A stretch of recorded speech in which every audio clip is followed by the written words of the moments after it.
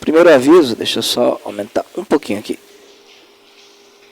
Primeiro aviso é que depois tem bolo, depois do culto, tem bolo, né, para os aniversariantes. A Melinda e o Kleber estão de aniversário em abril. Mais alguém em abril?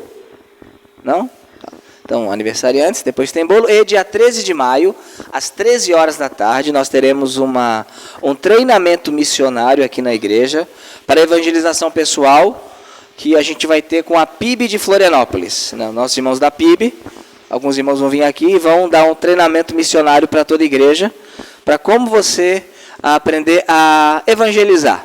Eu já dei há uns 2, 3 anos atrás, eu sei que a igreja inteira lembra, né? Então a gente vai dar, é parecido, né? E em junho nós teremos junto com a PIB aqui um impacto missionário. A gente vai receber uma boa leva de irmãos da PIB que vai nos ajudar a evangelizar algumas regiões da cidade durante o dia, né? Em junho.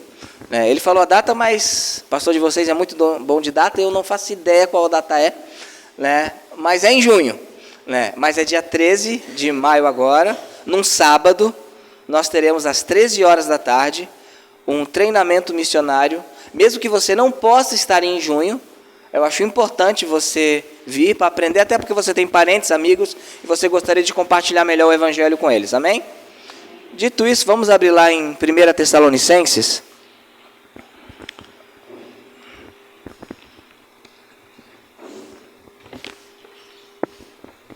1 Tessalonicenses, capítulo 4. Já botou para gravar? Tá bom. 1 Tessalonicenses, capítulo 4, versículos de 1 ao 12. Hoje vamos ver, dando continuidade à nossa série, seja um exemplo na vida cristã. Notaram que toda a pregação foi seja um exemplo, seja um exemplo. É a epístola dos exemplos. Capítulo 4, versículos de 1 ao 12 de 1 Tessalonicenses. Assim diz a palavra do Senhor. Além disso, vos rogamos, irmãos, e vos exortamos no Senhor Jesus, que, assim como recebesse de nós, de que maneira convém andar e agradar a Deus, assim andai para que continueis a progredir mais e mais. Porque vós sabeis que mandamentos vos temos dados pelo Senhor Jesus.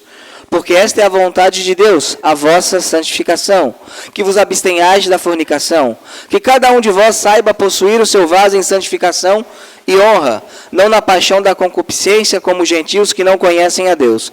Que nenhum homem oprima ou engane o seu irmão em qualquer assunto, porque o Senhor é vingador de todas estas coisas, como também antes vô-lo dissemos e testificamos. Porque Deus não nos chamou para a imundícia, mas para a santificação. Portanto, quem despreza isto, não despreza o homem, mas sim a Deus, que nos deu também o seu Espírito Santo. Mas, quanto ao amor fraternal, não necessitais de que vos escreva, visto que vós mesmos estáis instruídos por Deus, que vos ameis uns aos outros. Porque também já assim o fazeis para com todos os irmãos que estão por toda a Macedônia. Mas vos suplicamos, irmãos, que continueis a progredir mais e mais, e que procureis viver quietos, e tratar dos vossos próprios negócios, e trabalhar com vossas próprias mãos, como já vos temos mandado, para que andeis honestamente para com os que estão de fora, e para que não tenhais falta de nada. Vamos orar. Senhor Deus e Pai, nós te louvamos pelo teu amor, graça e misericórdia. Te louvamos pela tua voz, que fala ao teu povo por meio da tua palavra e do teu Santo Espírito. E eu te peço, Senhor, que o Senhor venha e nos abençoe, Senhor. Que o Senhor fale à tua igreja, Deus, e que teu Espírito Santo aplique a mensagem. Também oro por mim, Deus, pedindo que tudo aquilo que eu falar esta noite seja extraído do teu texto sagrado. Essa é a minha oração, em nome de Jesus, amém. Podemos assentar?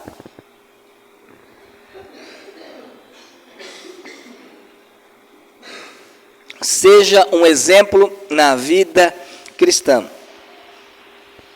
Paulo, ele tratou um exemplo de ministério, um exemplo de cooperação. Ele fala que devemos cooperar com a obra do Senhor no capítulo 3. E aqui, no capítulo 4, ele começa a falar de uma vida que agrada a Deus. Uma vida agradável ao Senhor. Uma vida que é um exemplo, uma vida que glorifica a Deus. E ele fala no versículo 1 do capítulo 4, primeiro que ele está suplicando aos irmãos, rogando aos irmãos, para que vivam dessa maneira. E ele também está animando os irmãos. Aqui ele fala no verso 1, e vos exortamos no Senhor Jesus. Vos exortamos, a gente escuta muito, né, especialmente no meio evangélico, aquele pastor é um pastor de exortação, eu vou te exortar, exortar para calo, para caléu, melhor dizendo, chamar ao lado é animar, exortar não é dar bronca, exortar é animar alguém, como a Bíblia fala, eu vos exorto, exortar uns aos outros, não é para você ficar dando bronca nas pessoas, isso é admoestar, né? E você faz isso em amor. Quando Paulo fala, eu vos exorto para que andeis, ele fala o seguinte, eu estou querendo animar vocês, eu quero que vocês sejam animados, eu quero que vocês fiquem contentes, prontos para andar da maneira que convém. Por quê? Porque na vida cristã é muito comum que no dia a dia as dificuldades, as coisas não ocorrem como nós gostaríamos, nós vemos a desanimar. E todo aquele ímpeto que por vezes temos, e toda aquela vontade que por vezes temos, de viver uma vida cristã, que seja exemplo, a gente acorda um belo dia e fala, agora eu vou ser o Spurgeon, agora eu vou ser o Billy Graham, agora não tem ninguém que vai poder comigo, agora eu vou glorificar o nome de Deus. Aí dá uma semana, as coisas não saem como gostaríamos, o que ocorre? Nós ficamos desanimados. Nós ficamos tristes. Aqui não, em outras igrejas, aqui não ocorre isso, né? Em outras igrejas ocorre. Todos nós temos esses momentos. Somos assim. Se existe um crente que diz que ele é assim, é porque ele está aqui e não percebeu. Realmente ele é muito linear, mas é para baixo. E Paulo fala, eu animo vocês para que vocês vivam uma vida que agrade a Deus. E é isso o que o Senhor quer nos fazer hoje. Apesar das dificuldades, apesar do caminho ser estreito e apertado, devemos estar animados a viver uma vida que agrada a Deus. Devemos glorificar a Deus na nossa vida. E para isso devemos entender que devemos ser exemplo em 3 áreas. Primeiro exemplo, devemos ser exemplo na obediência. Segundo, exemplo na santidade, que deriva do primeiro exemplo, que é exemplo na obediência. E terceiro, exemplo na relação com os outros. Se eu obedeço ao Senhor, se eu sou santo, eu tenho então uma relação cristã com outras pessoas. Essas 3 áreas que se entrelaçam, elas vão nos fazer ter uma vida que agrada a Deus. Só que precisamos continuamente ser animados, exortados, fortalecidos para que possamos viver assim. Então, no versículo 1 e 2 e o versículo 8 vai demonstrar que devemos uma vida de obediência. E eu começo dizendo que existe uma forma como convém andar e como convém agradar a Deus. O verso 1 vai dizer isso. Na parte B, de que maneira convém andar e agradar a Deus? Assim andei, para que continueis a progredir mais e mais. Olha que o texto fala, de que maneira convém andar e agradar a Deus. Logo, existe uma forma de viver que agrada a Deus. Se tem uma forma de viver que agrada a Deus, tem uma forma de viver que desagrada a Deus. Muitos falam, hoje em dia, não, mas eu agrado a Deus do meu jeito. Eu agrado a Deus com o meu coração, mas é assim que eu agrado a Deus. Mas aqui Paulo fala o seguinte, inspirado pelo Espírito Santo, né? Da maneira que convém andar e agradar a Deus. Então existe uma forma de agradar a Deus. Não é a minha verdade, não é a sua verdade, não é o meu jeito, não é o seu jeito. É aquilo que Deus estabeleceu em sua palavra. A expressão aqui, como convém andar, né? A expressão aqui, dei, é requerido, dever. Então, há uma forma que Deus requer que você anda. Se a gente se entregar à subjetividade deste mundo, a gente não vai agradar a Deus. Porque se cada um tem um relógio diferente, com uma hora diferente, sabe o que vai acontecer? Ninguém sabe que horas tem. Se dizia antigamente, quando você tem 12 relógios, você nunca sabe que horas tem. Antes do Wi-Fi, que conecta tudo, quando você tinha relógios, mais de um e eles não batiam, você ficava em dúvida. Não tinha como saber. Por isso que existe uma forma de agradar a Deus, e essa forma é a forma que Deus especifica em sua palavra. Não caia no relativismo. Não, mas eu agrado a Deus dessa maneira, e eu agrado a Deus daquela maneira. O outro agrada a Deus da outra maneira, não. Existe uma forma de agradar a Deus, claro. Isso vai ser influenciado pela nossa cultura, o ambiente que estamos inseridos, a forma em que a gente vê a sociedade. Só que as expressões culturais não podem tirar os princípios bíblicos, mudar os princípios bíblicos. Dito isso, deve-se manter fiel à lei de Cristo. Qual é a maneira que eu devo andar? Mantendo-se fiel à lei de Cristo, verso 2. Porque vós sabeis que o quê? O que ele deu? Não foi sugestão? É mandamento. Quando é sugestão, eu estou dando uma sugestão. Sugestão de preço, R$ 2,99. Aí o cara lá da lojinha bota, que é uma sugestão, R$ 5,90. É só uma sugestão. Não está dizendo para vender a R$ 2,99, está sugerindo. A gente olha ali e reclama, mas por que não segue a sugestão? Aqui não é uma sugestão. Aqui é o quê? Mandamento. Então aqui o texto vai dizer que vós sabeis que mandamentos vos temos dado pelo Senhor Jesus. Aqui entramos então na questão objetiva. Como agradar a Deus? Como ver uma vida de obediência? Se pautando pela lei de Cristo.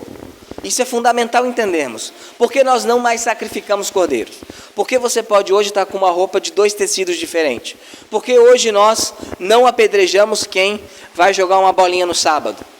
Por que nós não fazemos isso hoje? Porque isso não condiz com a lei de Cristo. Eu quero saber como andar e agradar a Deus, eu preciso conhecer a lei de Cristo. Vamos abrir ali em Atos, capítulo 1.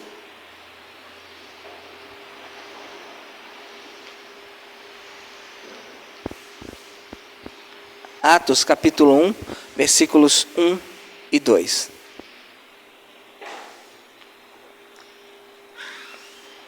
Diz o seguinte, já que todos abram, Atos 1, 1 e 2. O primeiro tratado fiz, ó Teófilo, sobre tudo o que Jesus começou tanto a fazer como a ensinar. Olha que interessante, o pessoal fala muito que Jesus fez, é realmente maravilhoso. Ele multiplicou pães e peixes, ele curou os oprimidos, mas não só a fazer, mas como a ensinar. Até o dia em que foi recebido em cima, após ter dado o quê? Não sugestões, mandamentos pelo Espírito Santo aos apóstolos que ele havia escolhido. Então aqui temos aquilo que nós chamamos de lei de Cristo. Ali em Atos capítulo 2, versículo 42...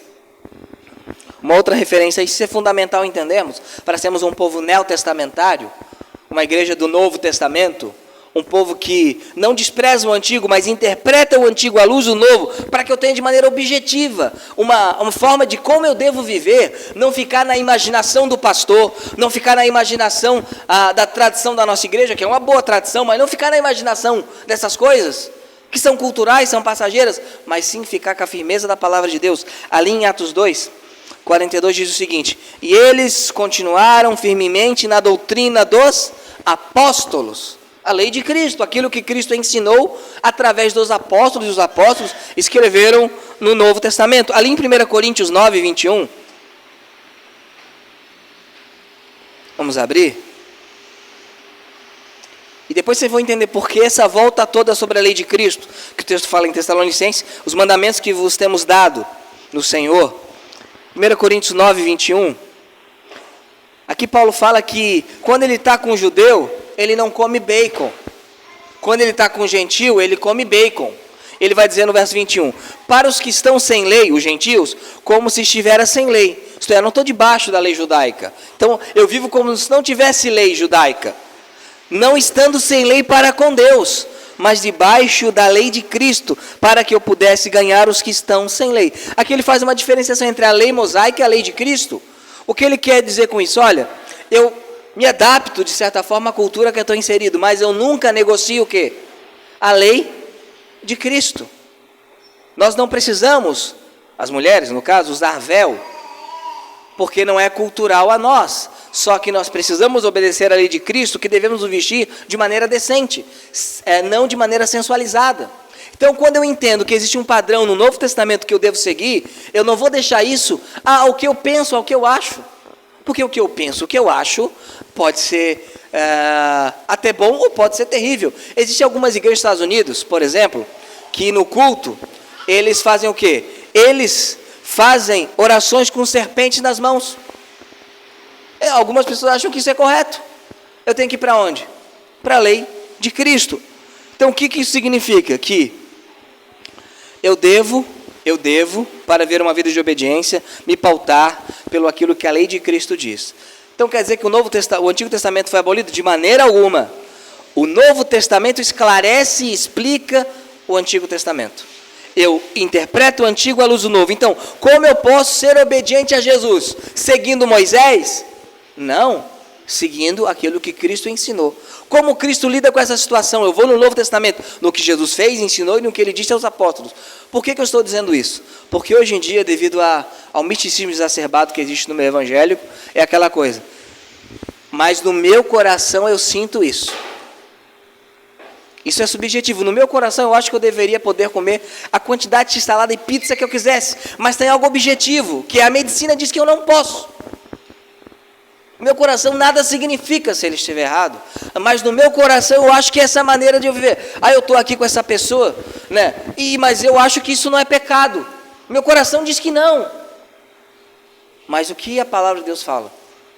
Mas essa forma que eu ajo na sociedade, essa prática que eu tenho, meu coração não me condena. Pergunta para Hitler se o coração de Hitler condenava ele.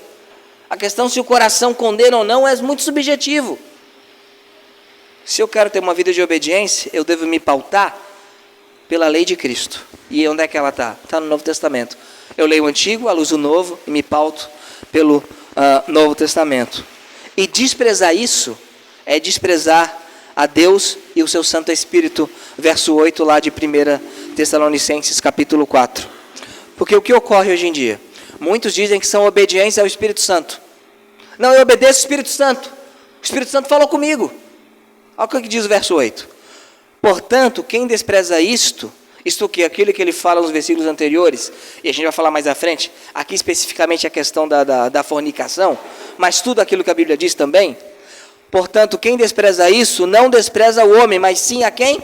A Deus, que nos deu também o seu Espírito. Você quer saber se alguém despreza o Espírito Santo? Quando ele não obedece a palavra que o Espírito Santo inspirou. Mas o Espírito Santo falou no meu coração, mas se é contrário às Escrituras, ele não falou. É muito simples.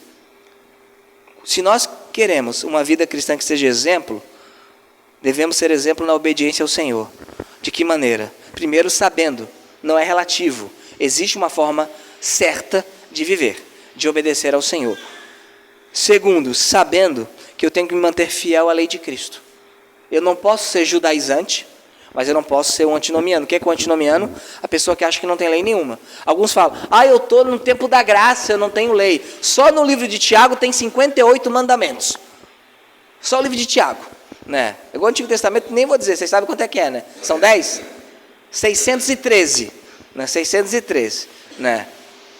Então a gente acha, hoje eu não pequei. Vai nessa que você não pecou, né? Algum mandamento só em Tiago deve ter escapado do seu alcance.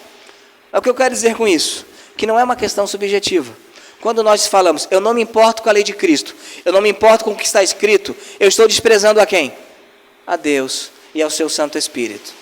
Eu estou desprezando o Espírito Santo que Ele me deu. Estou dizendo que eu não preciso da orientação do Espírito na palavra, que eu me basto. Que todo o ensino do corpo de Cristo na história, interpretando esse texto, ele não é digno de avaliação. E que Deus fala diretamente comigo como um novo Moisés, e eu não preciso de nada nem ninguém. Isso tem um nome, é arrogância. Então você quer viver de maneira obediente? Você tem que entender, tem uma forma certa de agradar a Deus, você tem que se manter fiel à lei de Cristo, e você, se quiser não desprezar o Senhor, leve isso em conta, para que eu seja um exemplo na obediência. Aquele crente é um crente obediente, como eu sei, de maneira objetiva. Eu leio nas Escrituras e vejo como ele vive. E vejo, mas eu leio, eu entendo que eu sou a quem? Que bom, porque se você entendesse que você estava no nível que deveria estar, aí a coisa estava ruim. Quando Pedro viu Jesus fazer aquela multiplicação de peixes, que não estava pescando nada, não sei de onde saiu tanto peixe, né? O que Pedro fez? Afasta de mim, pois sou o quê? Pecador. Essa é a sensação que nós devemos ter, mas também de agradecimento ao Senhor, porque apesar de sermos pecadores, o Senhor ainda trabalha conosco. Então eu quero agradá-lo, eu quero obedecê-lo. Por quê? Porque eu amo. Para isso, e a consequência disso, é que você deve ser um exemplo na santidade. E aqui, Paulo vai trabalhar especificamente, nesse trecho aqui, da relação homem, mulher, casamento, adultério. Ele vai trabalhar especificamente nisto, mas não somente nisso, mas nesse texto ele está tratando disso, o exemplo na santidade. Primeiro, em relação a si mesmo, verso 3 a 5, porque esta é a vontade de Deus, a vossa santificação, que vos abstenhais da fornicação. Que cada um de vós saiba possuir o seu vaso em santificação e honra, não na paixão da concupiscência, como os gentios, que não conhecem a Deus. Aqui, alguns pontos importantes. Ele fala aqui, obviamente, de relação de homem e mulher. Está falando disso. Mas ele fala o seguinte, que cada um de vós saiba possuir o quê? O seu vaso. O seu vaso é o quê? Não é o seu varão. Isso aqui é possuir o seu varão, a sua varoa. Não, o texto não está dizendo isso. O seu vaso aqui é o seu próprio corpo. Você tem que ter controle sobre o seu corpo. Controle. Aqui, embora fale da área sexual, da área da relação homem e mulher, eu digo o seguinte, não é só isso. Porque se você não tem controle do seu temperamento, da sua língua, das suas reações, da sua forma de agir, você também está falhando numa área, você está indo contra o mandamento do Senhor e não está sendo santo. Porque você tem que controlar o seu próprio corpo, você tem que possuir o seu corpo, e não ele lhe possuir. Você tem que dominar os seus instintos, e não os seus instintos dominar você. É isso que devemos fazer. Ali em 1 Coríntios, capítulo 9, vamos abrir.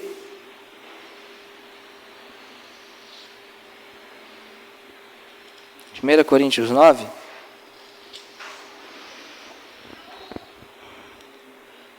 Verso 26 e 27. Aqui a CF está melhor que a King James, mas estou usando a King James. Diz o seguinte, 1 Coríntios 9, 26 e 27. Portanto, eu assim corro não como na incerteza, assim eu luto não como alguém que bate no ar. Paulo sabe o que ele tem que bater, metaforicamente falando, combater, para que ele não seja reprovado. Olha o que ele fala. Mas eu mantenho debaixo o meu corpo e o reduzo à sujeição, para que por nenhum meio, quando eu tenho pregado aos outros, eu mesmo seja um rejeitado. O que ele quer dizer com isso? Eu mantenho o que sob sujeição?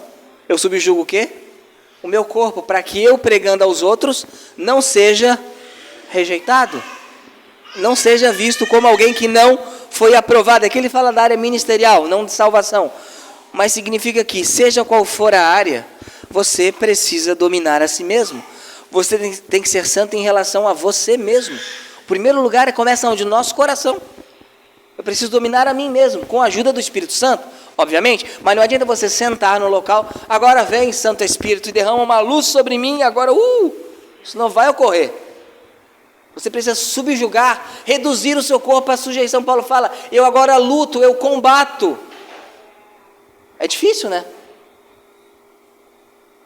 Perguntaram uma vez para John Piper, qual é o seu pior inimigo? Todo mundo esperava, é o Satanás, o diabo, é o capeta, Lúcifer, né? Ele falou, o pior inimigo de John Piper é John Piper.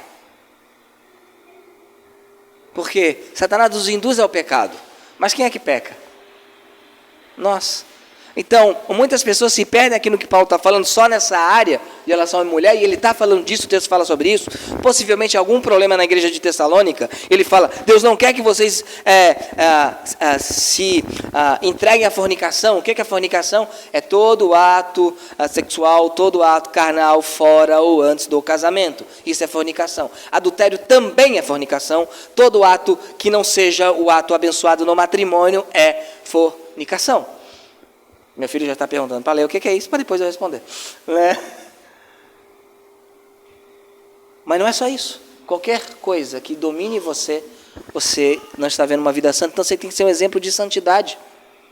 Você tem que possuir seu corpo em honra. Deus quer que você se abstenha da fornicação e de tudo aquilo que domina você. Tudo aquilo que domina você. A ideia, não, mas se você tem vontade, faça. Se te deixa feliz, faça. Sabe quem faz isso? É bicho. Bicho quer fazer xixi no local, ele faz. Quer fazer cocô no local, ele faz. Bicho quer subir no local, ele sobe. Se ele tem vontade, ele faz. Bicho faz isso. Eu sei, eu tenho bicho. Ele faz isso. Eles querem nos reduzir a animais.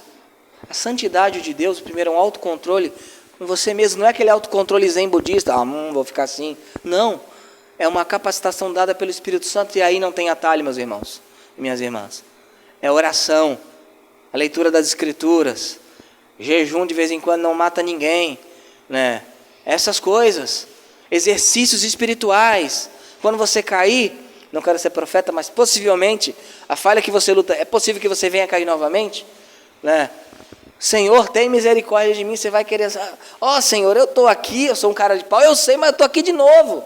Daquela coisa, você fica com vergonha até, porque a gente acha que Deus nos trata como nós trataríamos os outros. Saiba possuir a você mesmo.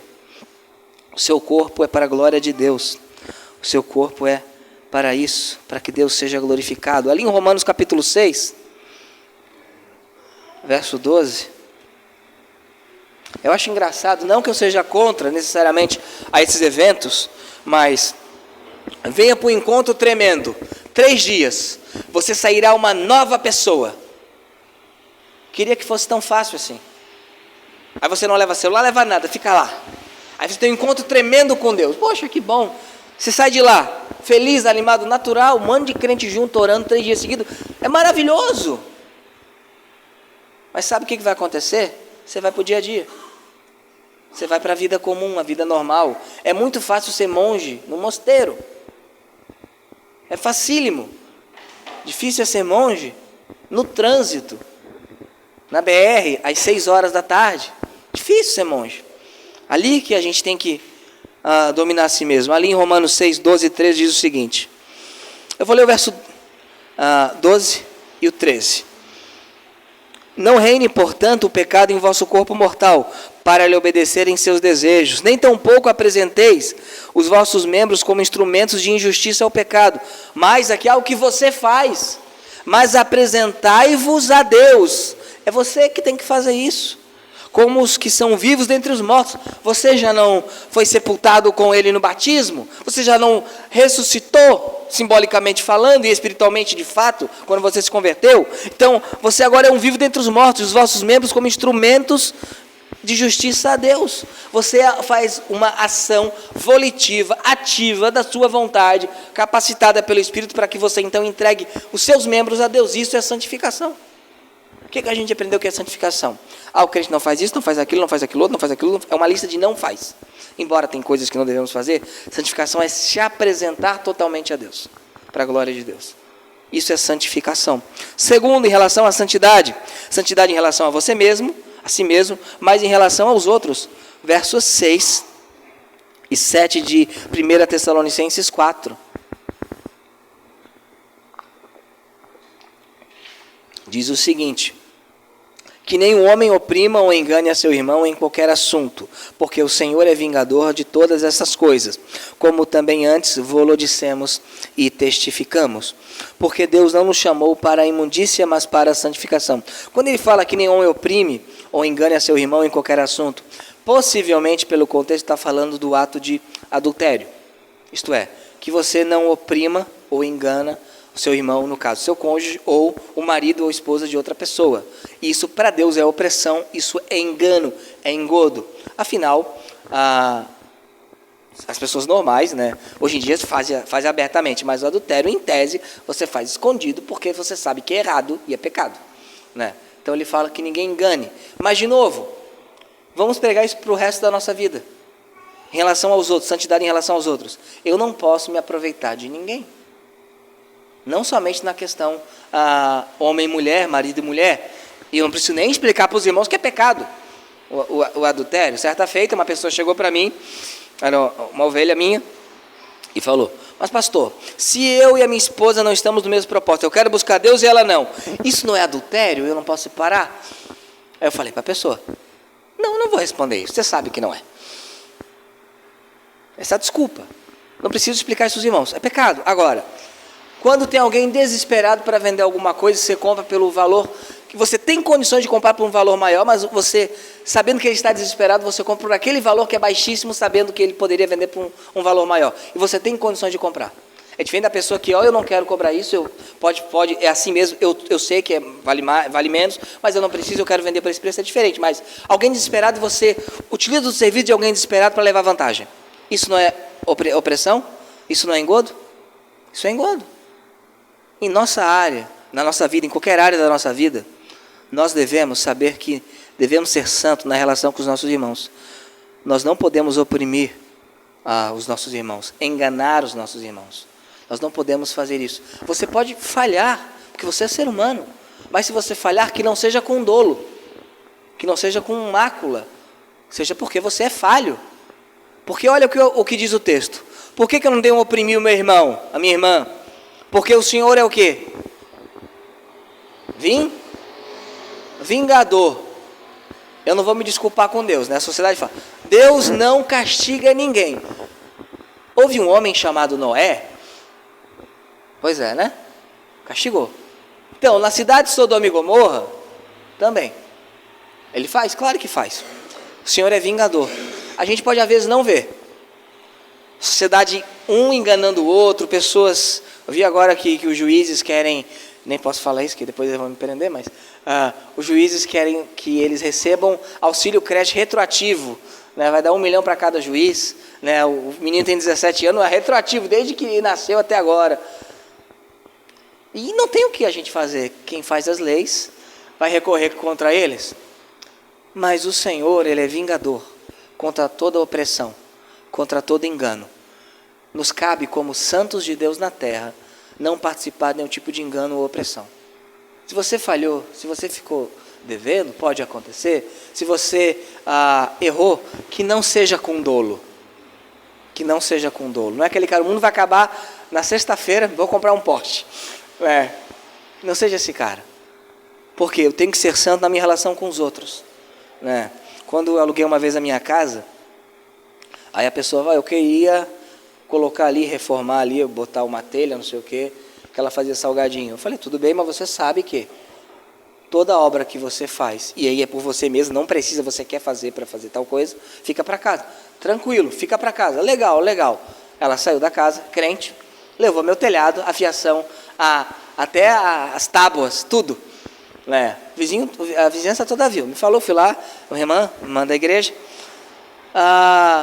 Então, irmã, a senhora viram? Não, de maneira alguma. O que a Bíblia me ordena a fazer? Levar o prejuízo. 1 Coríntios capítulo 6. Queria que não tivesse, mas está lá. Né? Eu levei o prejuízo. Nós não podemos oprimir ninguém. Se você foi oprimido, enganado, não se vingue. Há um que faz isso. É o Senhor. Santificação em relação aos outros. Da minha parte, eu nunca posso agir com dolo com ninguém. Não estou dizendo que eu não vou errar com vocês. Obviamente eu posso errar. Mas que eu não haja com dolo, com mácula. Amém? A terceira parte do texto, ela é consequência das duas primeiras. Se eu obedeço e tenho uma vida de santidade, significa então que eu sou um exemplo na minha relação com as outras pessoas. Versículos de 9 ao 12. Só que antes eu quero fazer um alerta a isso.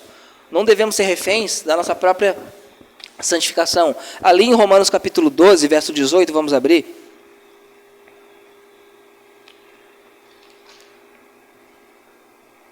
Romanos 12, verso 18. Diz o seguinte: se for possível, no que depender de vós, vivei em paz com todos os homens. Algumas coisas aqui. Se ele fala se for possível, é porque tem momentos que não é possível. E no que depender de vocês, quer dizer que então que pode haver momentos que não dependa de vocês.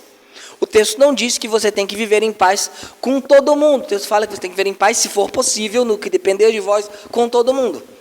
Existe uma crença no meu evangelho que você tem que se relacionar com pessoas que lhe fazem mal porque você é cristão. Isso é um erro. Isso é um erro. Aliás, a própria Bíblia coloca exclusão na igreja local.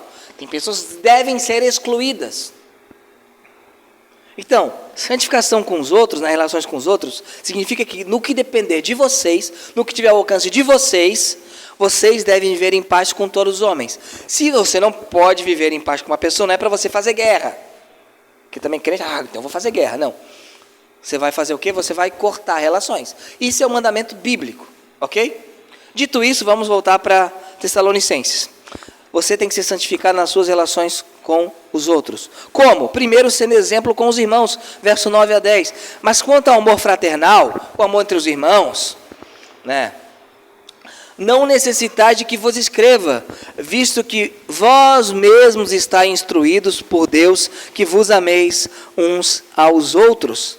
Deus e Jesus, sendo Deus, já nos disse que devemos amar uns aos outros. Aqui ele está falando do quê? da relação de crentes da igreja local, porque também já assim o fazeis para com todos os irmãos que estão por toda a Macedônia, não somente na nossa igreja local, mas todo crente genuíno. Mas vos suplicamos, irmãos, que continueis a progredir mais e mais. O que Paulo está dizendo aqui? Que eu tenho que ser um exemplo de amor com os meus irmãos. Amor é mais do que um sentimento. A Bíblia fala que eu tenho que amar o meu próximo como a mim mesmo. Amar não é gostar. Não há como eu gostar de alguém, o meu próximo, como eu gosto da minha esposa e dos meus filhos. Isso é impossível nutrir o mesmo sentimento. Isso é irreal. E se você falar, eu gosto do meu vizinho da mesma maneira que eu gosto do meu filho, teu filho está em maus lençóis. Não é assim. Agora, amar é uma disposição, por isso que as Bíblias antigas, e a King James foi mantida, quando há muitos textos que ela fala de amor, ela fala caridade. A gente não gosta da palavra caridade é coisa de espírito. Não, caridade é uma disposição em abençoar o outro, em ajudar o outro, mesmo que você nada receba em troca. Porque aquela eu te amo, irmão, vai com Deus, eu tenho meio quilo de pão aqui, o cara está morrendo de fome. Isso é amor? Não. Amor é eu pegar esse pão e dar a ele. Por isso que eu termo caridade, é um amor que move a ação. E eu entendo que a expressão melhor seria a caridade mesmo, porque é um sentimento, embora seja um sentimento, que faz você ir à ação. Vamos abrir ali em 1 João 3,14.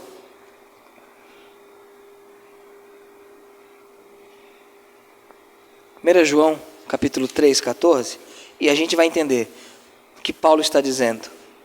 Primeira epístola de São João, capítulo 3, verso 14.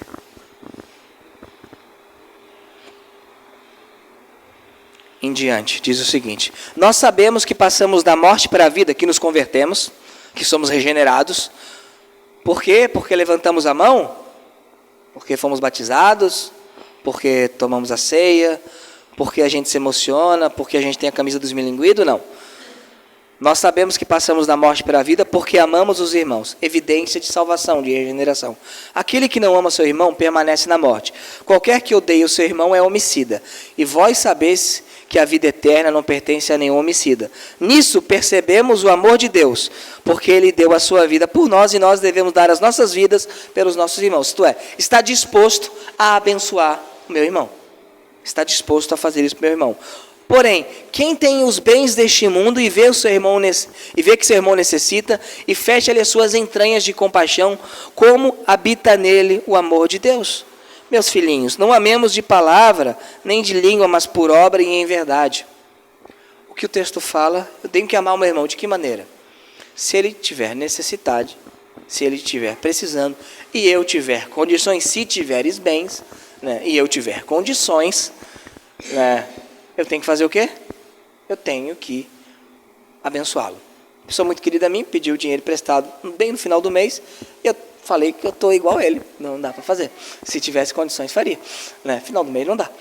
Se você tendo condições, você deve abençoar o seu irmão. Lá com responsabilidade. Às vezes negar é melhor do que dar também. Tem que ver o porquê que a pessoa está assim, o que está acontecendo. Dito isso, você tem que ter uma relação santificada com os irmãos na fé. E você tem que ter uma relação santificada, ser um exemplo no lidar com os de fora. Versículos 11 e 12. Temos que ter uma preocupação com os descrentes. Olha o que diz o texto, verso 11 e 12. E que procureis viver quietos e trabalhar nos vossos próprios negócios e trabalhar com vossas próprias mãos, como já vos tenho mandado, para que andeis honestamente para com os que estão de fora e para que não tenhais falta de nada. Algumas coisas aqui. Primeiro mandamento aqui. Você quer ser santo? Não se meta na vida dos outros. O texto fala. Procureis viver quietos e trabalhar nos vossos próprios negócios. Para de falar e cuida da sua vida. Nova tradução na linguagem do Rui. Né? Uma pessoa santa, ele procura ajudar, mas não se meter toda hora na vida dos outros. Isso é chato pra caramba, não é chato? Chatíssimo, né? Muito chato, é muito ruim. Você quer dizer que uma pessoa não é santa, não está santificada, vivendo o propósito de Deus? Que a pessoa é mexeriqueira. Que a pessoa não fica quieta, a pessoa se mete na coisa que não é da conta dela. Se mete. E geralmente a pessoa assim é mal educada também. Né? Por que Paulo fala isso? Porque é um mau exemplo, é um mau testemunho. Se o Espírito do Senhor não força as pessoas, eu vou ficar forçando? A pessoa precisa de ajuda, eu vejo que ela realmente está num caminho. Eu falo 1, 2, 3 vezes, ok? Depois eu vou ficar o quê? Eu vou meter onde não fui chamado? E aqui vai dizer também que você deve trabalhar e viver honestamente. O que isso tem relação com os de fora? É o seguinte, nós cremos num Deus que é justo, correto? É justo então que cada um possa comer do pão que ele mesmo produz e trabalha. O texto fala, e trabalhar com vossas próprias mãos, como já vou-lo temos mandado, para que andeis honestamente para os que estão de fora, isto é, se você vier a faltar e a dever, que não seja por preguiça, que seja uma questão social, alguma adversidade que ocorreu, alguma coisa assim é possível acontecer. Agora, que não seja por preguiça.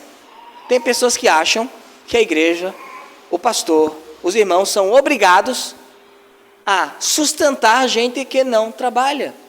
Vamos abrir ali em 2 Tessalonicenses 3, 10 a 12. E aqui a gente está lidando com irmãos, especificamente. Ali em 2 Tessalonicenses, aconteceu um caso interessante. 2 Tessalonicenses 3, 10 a 12.